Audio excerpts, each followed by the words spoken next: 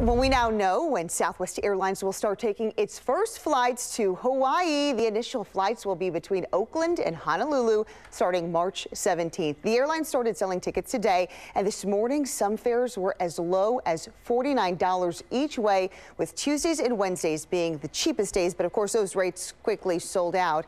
The most expensive tickets are during the peak travel season. We're talking June, July, but many people still say the rates are worth it.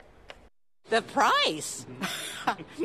What could be better than, I don't even care what time I fly. If I can fly round trip for $200. I've never been to Hawaii, and I fly Southwest all the time, so I think that's super cool.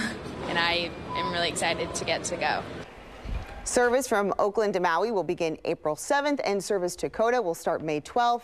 Service from San Jose to Honolulu begins May 5th. So this Southwest sale prompted Alaska Airlines to drop prices as well. So for more on these price wars, we are joined by Chris McGinnis, editor of the Travel Skills blog on SF Gate. Chris, thanks for being here today. Sure thing. It was a big day. This caused a lot of excitement. Oh, yeah. Have you ever seen anything like it? Well, we've been anticipating this for quite a while. You know, Southwest Airlines said that they were coming to the Bay Area last year, and so fares, or the Southwest effect, has already taken effect. So we've seen some of the lowest fares ever all the way up until this point. And then today really rocked the boat when we saw those $49 fares. No one could believe it. Right. And so really Hawaii kind of has been dominated, at least airline wise, by Hawaiian and Alaska predominantly. Yeah, and United. Do you think these price wars are going to continue? Because what are we seeing today from these other airlines? What are they doing? Yeah, well, initially the first airline to respond to it was American Airlines, and they came in at about $275 round trip, but you had to stop in Los Angeles on the way to get there.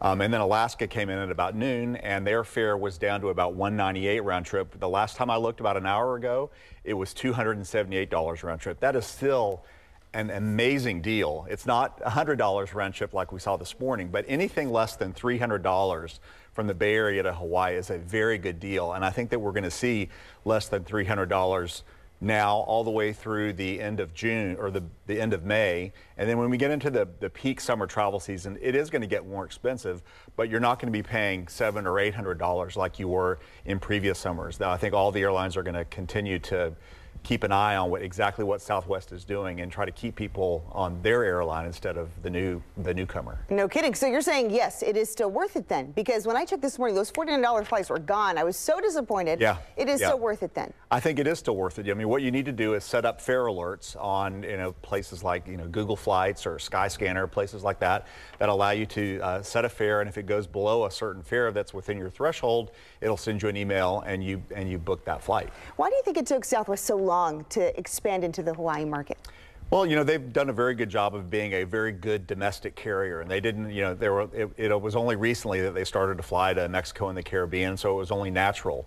What Southwest really wanted to do, though, was get these flights that appealed to their Rapid Rewards members. These are the, members of their frequent flyer program that really, they earn all these miles, but they really didn't have any sexy destinations to go. Hawaii is very, very sexy to frequent flyers. They all want to go there. So I imagine that most of the people that are booking these flights now are some of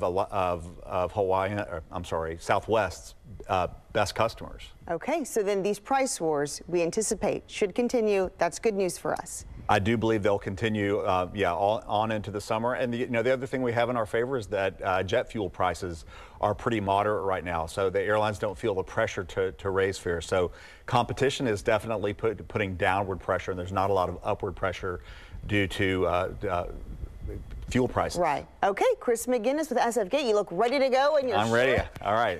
Go grab those tickets, Chris. Okay. Thanks so much for joining us. All right. Thank you.